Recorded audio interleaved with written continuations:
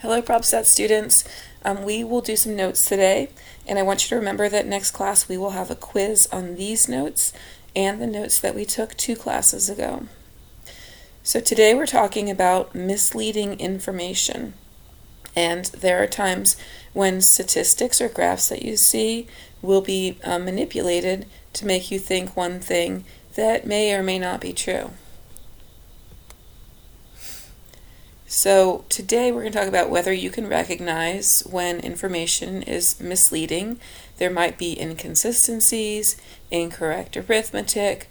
You might just notice the implausibility of some information. And we'll talk about how to make good graphs so that you're not trying to mislead people. Okay, so first of all, I want you to think about this question. Should you always trust information presented to you? Why or why not? I know that in the age of the internet, you're used to don't believe everything that you see on the internet, and it's really the same with any information presented to you. You always want to come to this information with a skeptical mind. Remember that information can be manipulated or can be biased. So 2 things to think about when you're reading information was how was the data produced? Think about what kind of survey might have been done or where the data came from. And exactly what are they measuring? Because sometimes they are measuring one thing and they let you believe that they're measuring something related but not exactly the same thing. So those would both go on your notes. And if you need to pause the video, if I go too fast, feel free to pause the video so you can get this down.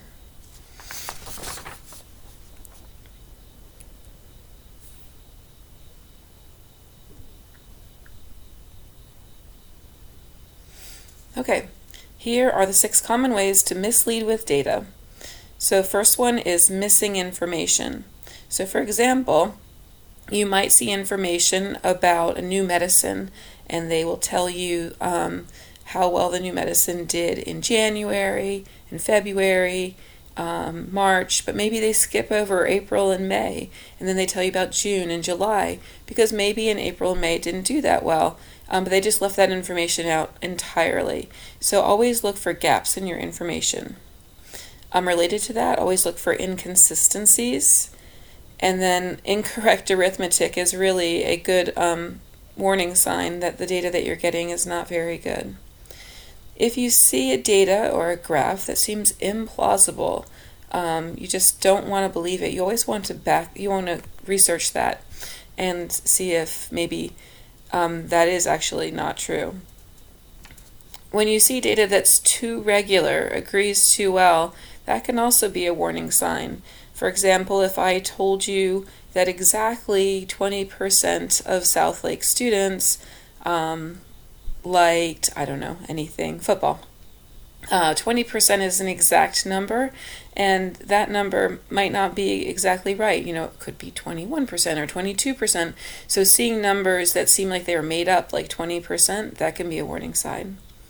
And then always think about whether or not the person presenting the information might have a hidden agenda, something that they are trying to convince you of that might not be related to facts.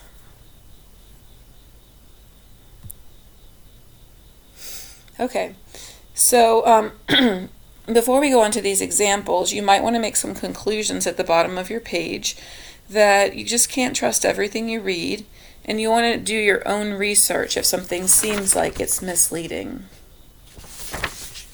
So this part may not be on your guided notes, but this is important to know for your quiz as well. These are some examples. So right here we're going to see they attract skiers by advertising that it has the average snowfall of any ski town in Colorado. So there's some missing information here. If you read this carefully, you might see that people actually don't ski in the town. They ski on the slopes, which are outside the town. So other resorts might get more snow. It's not the town that you're interested in. Okay, inconsistencies. GM's Cadillac brand was the best-selling luxury car in the U.S. for 57 years in a row. In 1998, Ford's Lincoln brand seemed to be winning until the last moment, said the New York Times. After reporting almost unbelievable sales in December, Cadillac eked out a come-from-behind victory by just 222 cars. And there's the final counts, and then GM reported that Cadillac sales dropped 38% in January. So that seems a little crazy that they would come from behind real quick and then they would drop again. And that's some inconsistent information there. And because the sales were so different, people did investigate this, and GM confessed that it sold 4,773 fewer Cadillacs than it had claimed. So they were straight up lying there, and because the information was so inconsistent, they were caught. Okay, incorrect arithmetic.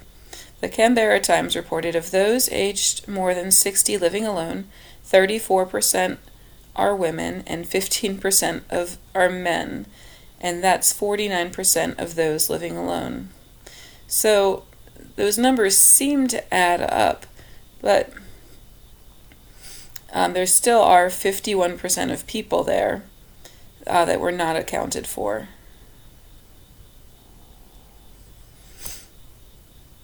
Okay, a hidden agenda. Now, a hidden agenda is not always an evil thing. It's just the agenda of the person who's advertising. So the highway billboard says half of all heart disease victims are women. What do you think the hidden agenda might be there? So what are they actually trying to tell you with those numbers? And not only are they trying to make women more aware of risks, but they're trying to fight the overemphasis on male heart disease, because when people think of heart disease, they think of men first. Okay, so we actually already made our conclusions on the first page, and now we're going to go to the second page. Okay, so on the back of your notes, we need to write down the principles for making good graphs. So you need to have labels and legends to tell about the variables. You need to have units, and you need a source for your data. Your data should stand out. So I know that sometimes you want to make a graph look fancy or pretty, but it's the data that's important. So not the labels, the grids, or the background art. Pay attention to what your eye sees. Avoid pictograms, and be careful in choosing scales.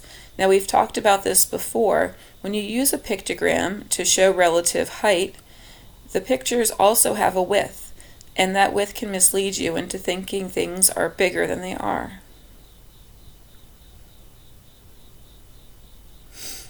Okay, so let's look at these graphs here. I want you to pause the video for a minute while you think about what is misleading about this graph. Okay, so let's take a look here. It looks like you have more than twice as many Democrats as you have Republicans and independents from the graph. But if you look at the numbers, let's see, the Republicans were actually 54, and so were the independents. The Democrats were 62. That's not even twice as much. So by starting their scale at 50, instead of starting their scale at 0, they were able to mislead us into thinking that there were more than twice as many Democrats as there were Republicans or independents. Okay, so pause the video here while you consider the misleading parts of this graph. This is a tricky one. Look at it carefully.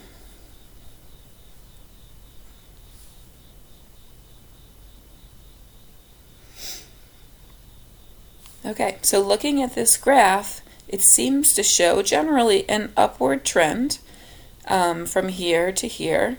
They're showing you something that happens in 2005 when Florida enacted Stand Your Ground law, and that created a big dip here. But then if you look carefully at the numbers on your y-axis, you'll notice that they're flipped. By flipping their numbers, they entirely manipulated the data to look backwards.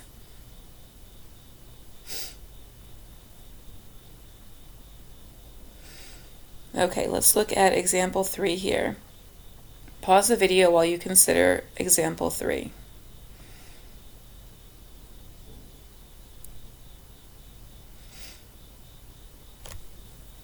Okay, so example 3 does not stand out in some of the ways that the first two examples stood out. They started the scale at 0, which is good, and they have a uniform scale, and they didn't flip the numbers or do anything crazy like that. But looking at this, you may think this is kind of implausible, that Florida has more shark attacks than any of these other states that have significant coastlines. So because of the implausibility, this is the kind of information that I would do more research on before sharing, just to make sure that this is actually true.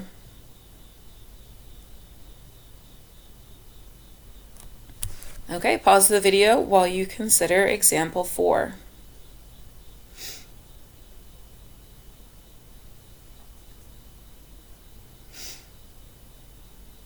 Okay, so if you came up with one thing to look at here, it may have been that because it's a pictogram, the pictogram has not only a height, but it also has a width, which can be misleading because it makes something that is twice as big look like it is 4 times as big. But if you look closely, there's another problem too. And you may have noticed it. The other problem is that the scale doesn't start at 0. So they start here at 1.5 meters. And if you think about this in a realistic way, look at this person from the Netherlands.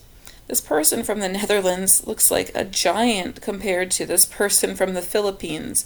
They look like they actually live in 2 different worlds. And it's true that you would never see a person of this size compared to a person of this size. So they made the difference just look ridiculous. And it's because they started their scale at 1.5 meters instead of at 0.